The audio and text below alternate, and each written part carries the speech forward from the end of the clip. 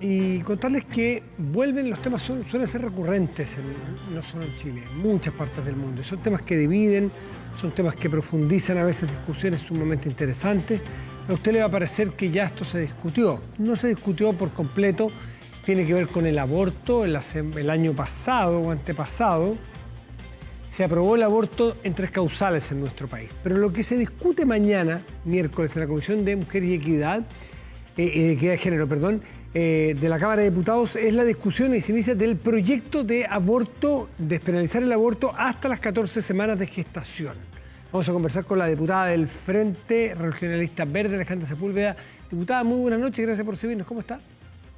Muy bien, Matías, muchas gracias. Usted dijo algo así como, espero que no se vuelva a abrir algo que se zanjó hace tan poco tiempo. ¿A qué se refiere, diputada? Sí, y yo dije otra cosa antes, dije que no era el momento, planteé que no era el momento y que era algo que a nuestro juicio había que madurar. Entonces, y que además ya lo habíamos discutido, y como tú bien lo dijiste al comienzo, ¿no es cierto? Hace poco, la legislatura pasada, fines de la legislatura pasada. Entonces, frente a esa situación, mira, todo el mundo es testigo, lo que hoy día ha pasado, ¿no es cierto?, en términos de la oposición, de la falta de unión que hemos tenido en las ideas, de las complicaciones que hemos tenido para ponernos de acuerdo, etcétera. Entonces, cuando tú colocas un tema que es complejo, que es difícil de abordar, que tiene tantas aristas, ¿no es cierto?, en la discusión, que además tuvo una madurez muy importante cuando se trató lo que tiene que ver con el aborto de las 3 causales. Entonces, no fue menor todo lo que se hizo en términos de abordar sistemáticamente y en forma muy, muy madura y progresiva lo que tenía que ver con el aborto en 3 causales. Entonces, hoy día está este proyecto que, si bien es antiguo, pero la discusión se plantea la semana pasada, o sea, colocar en tabla esta semana. Yo digo, mira, ¿cómo no, Matías, hoy día tener más bien puntos de unión, de convergencia, de buscar puntos de unión al interior de la oposición y no empezar a colocar ciertos temas que tenemos que abordar, sin duda, que tenemos que conversar, pero que hoy día, en el contexto político que estamos viviendo, no nos complican como oposición? Tuvimos algunas conversaciones, ¿no es cierto?, entre algunos diputados, por ejemplo, de la democracia cristiana, me decían, y concordábamos en que no era el momento, no era ¿Su ex partido? ¿Ah? ¿Su ex partido? Sí, claro. No me lo recuerdes, no me lo recuerdes. Bueno, no sé, entonces, ¿qué recuerdo? Disculpe, yo estoy narrando un hecho, usted sabrá a qué le recuerda. Está bien. Bueno, debe ser eso también. Pero usted, entonces, ¿usted es contraria al aborto, a despenalizar el aborto en general con 14 semanas? Mira, Matías, a mí me costó mucho el votar las 3 causales. No fue fácil. Y no fue fácil, y por eso te digo que fue un proceso, ¿no? Que fue un proceso que hubo de maduración, de reflexión, de discusión que se dio en la Cámara de Diputados.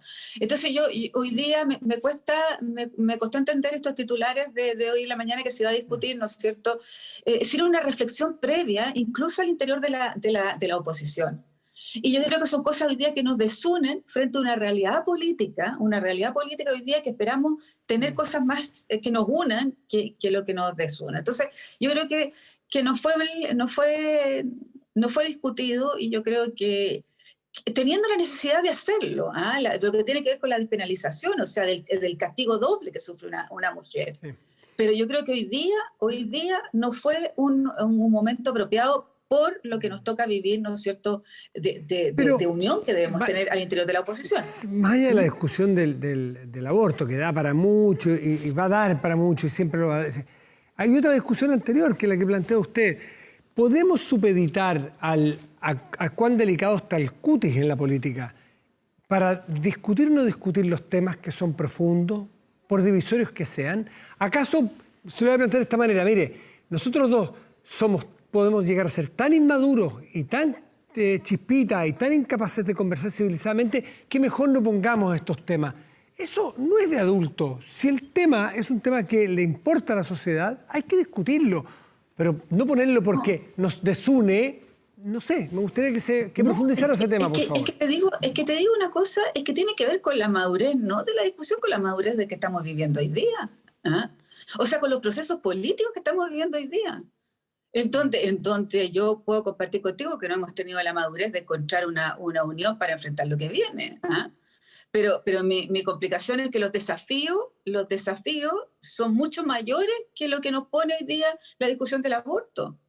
Entonces, hoy día, como nos enfrentamos, ¿no es cierto?, en 6, 7 u 8 listas para una constituyente, en donde sí vamos a tener que ver, ¿no es cierto?, lo que significa, por ejemplo, la disposición de tu propio cuerpo, o lo que significa, ¿no es cierto?, la concepción, donde colocamos la concepción. ¿La colocamos en el minuto de la fecundación o colocamos en el minuto, ¿no es cierto?, de la anidación? Entonces, yo creo que la discusión es mucho más profunda de si son 14, 12 o 13 semanas. ¿Ah? Es más profunda. Entonces, frente a esa situación, ¿qué es lo que deberíamos tener en cuenta? El minuto donde le hacemos la discusión, pero además frente a un proceso constituyente que también va a tener que delimitar la concepción de la vida, va a tener que delimitar los derechos reproductivos, va a tener que limitar también la disposición, ¿no es cierto?, que pueda tener una persona sobre su propio cuerpo. Sí. Entonces no lo coloques como inmadurez, tenemos que colocarlo donde tenemos que colocar la fuerza y la energía para colocarnos de acuerdo en determinados temas. Está bien, si el punto es si supeditamos las discusiones serias que la sociedad se merece tener y debe tener a cuando esté el momento adecuado para, que puede ser, ustedes trabajan allí, ustedes son los que discuten, ustedes sabrán más, pero los que estamos afuera deberemos decirle, disculpen, el que ustedes no tengan unión en oposición no puede que nos haga que se esquiven los temas de fondo que queremos discutir. Pasó con el TTP, que aparentemente, esto fue el Senado en este caso, no se puso en tabla porque parece que no hay acuerdo. Llevamos 10 años discutiendo el TTP. Ahora, el aborto, a lo mejor hay una parte de los chilenos y chilenas que quiere discutir. Usted dice, es que la oposición no está unida. Entonces, desde fuera la ciudadanía dice, ¿saben qué, muchachos? Siéntense, pónganse de acuerdo, únanse si es necesario, pero lo que no podemos dejar de hacer es discutir los temas potentes. No. Mira, o sea, no me metáis en el TPP-11 porque es mi especialidad. No, pero si... Estoy en la Comisión de Agricultura. Sí, pero lo que te quiero decir es que nosotros no escabullimos los temas. O sea, si hay que darlo, lo vamos a dar. Pero mi complicación es cómo lo quieres dar. ¿Lo quieres dar en unión? ¿Lo quieres dar en reflexión? ¿Lo quieres dar en madurez? ¿Lo quieres dar, ¿no es cierto?, en capacidad de no ponernos de acuerdo, sino entender cada uno nuestras diferencias? Si eso es así, no es entre gallo y medianoche colocar la discusión. Yo no me opongo a discutir, jamás me opondría a eso, ni a ninguno de los proyectos que puedan ser menos una moción parlamentaria, al contrario. Sin embargo, cuando tú dices, bueno, en las condiciones en que estamos hoy, en un minuto que no es cualquiera, ¿ah?, en que estamos a puertas de elegir constituyentes, que estamos a puertas de tener una transformación para los próximos 50 años del país, y donde este tema también va a ser importante al interior de la discusión. Claro, tácticamente no parece muy apropiado hacerlo en uno de los temas que es tan efectivamente generador de grietas, divisorio. Vimos lo de Argentina recién, pero también vimos que incluso este tema, que es la vida la que está en discusión para unos y para otros, se presta para que unos cambien por una conveniencia política. Lo vimos en Argentina recién, ¿no es cierto? Alguien que había quemado todas sus naves en favor de la opción A, se pasa a la opción B y al revés. En fin, es súper interesante, pero ¿por qué no entramos al detalle en alguna medida del proyecto en sí? ¿A usted le complica el aborto? ¿Le complica las 14 semanas? Ya sé que no le parece el momento, pero entremos al mérito propio. ¿A usted le parece que ya está bien con las 3 causales, que habría que ver causal por causal? ¿Dónde está su inquietud? Mira, por eso era importante decirte del minuto. Ahora, yo creo que el despenalizar el aborto tenemos que a ver, no es posible victimizar a la mujer doblemente, ¿no? Ninguna mujer quiere hacerse un aborto, ninguna de nosotras quisiéramos hacer un aborto. Y frente a esa situación, además, penalizarla y castigarla y repudiarla, porque eso es lo que ocurre, y repudiarla doblemente, es difícil de entender que exista hoy día en un código penal como el que está. Entonces, si tú me preguntas en bruto, claro, uno dice, ¿cómo vamos a estar, ¿no es cierto?, siguiendo con esta discusión de esta manera. Entonces, por eso te digo que mi preocupación es el minuto. Si tú me dices hoy día, tenemos que despenalizar el aborto en las mujeres hoy día, yo creo que sí, tenemos que hacerlo. Pero para eso necesitamos unidad en la convicción y no el colocar esto entre gallo y medianoche y nos va a complicar incluso la reflexión para varios otros temas. El criminalizar a la mujer doblemente en esto es una situación que no corresponde.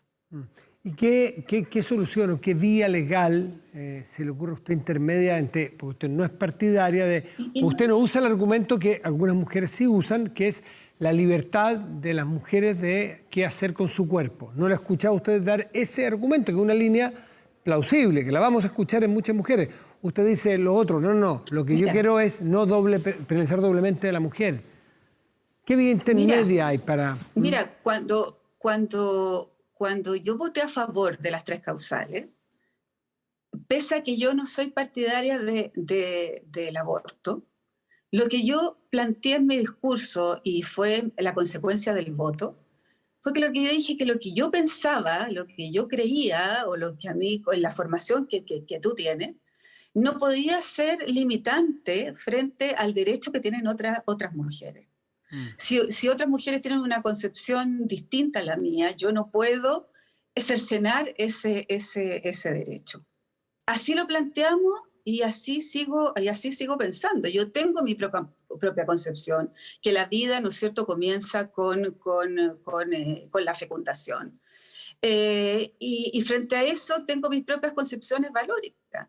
Sin embargo, también entiendo que otras mujeres, otras personas no la tengan. Y frente a eso yo no lo puedo imponer.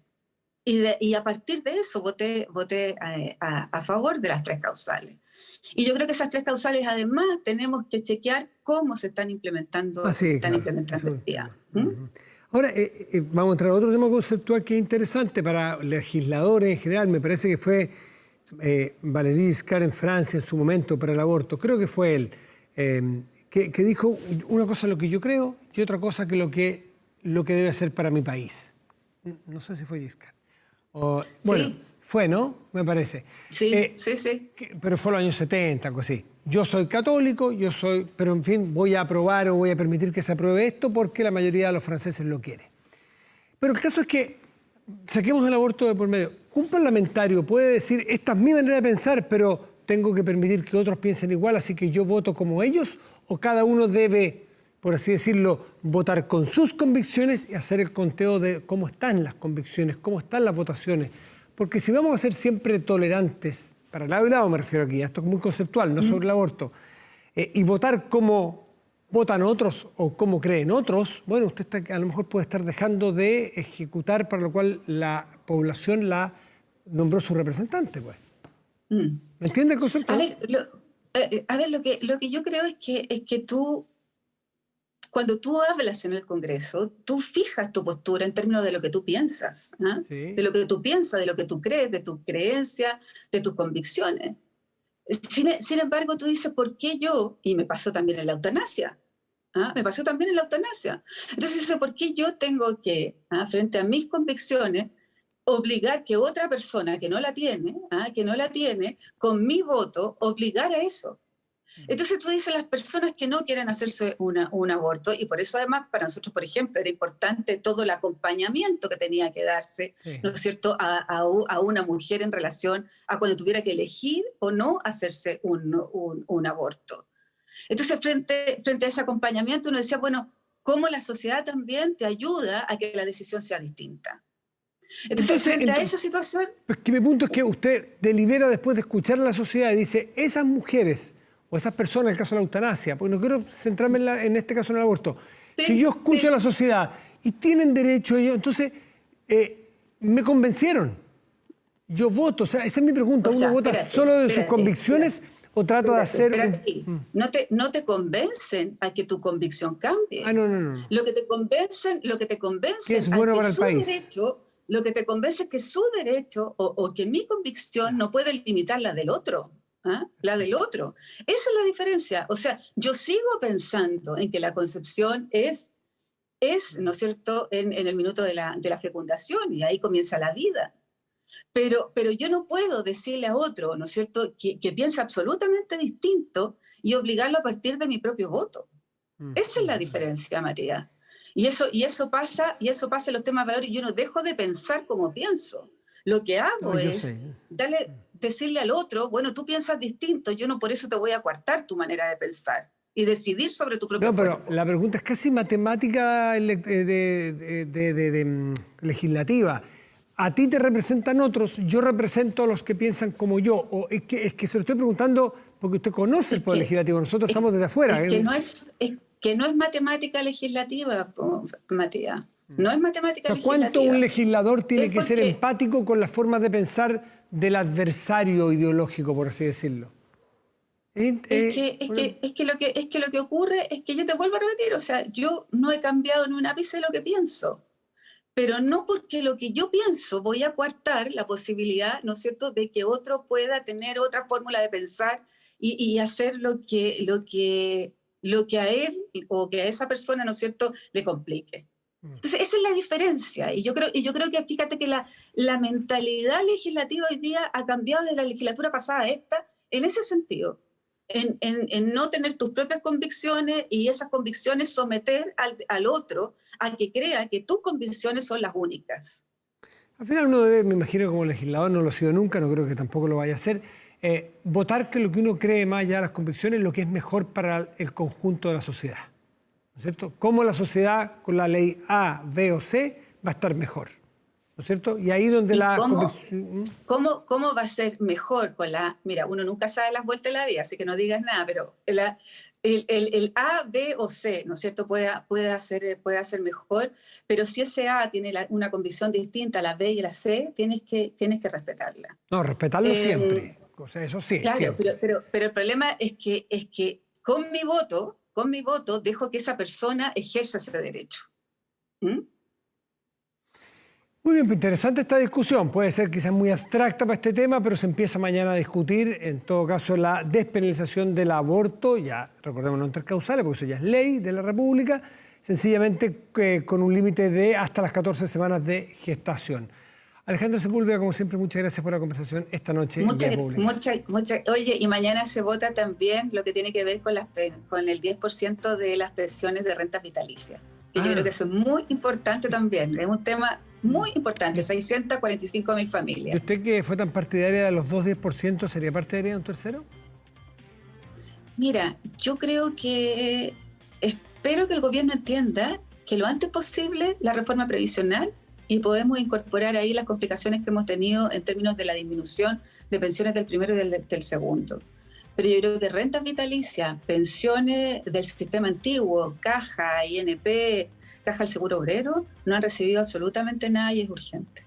Alejandra Sepúlveda, muy buenas noches y gracias. Muchas gracias. Chao. Gracias a ti. Gracias. Chao. Buenas noches.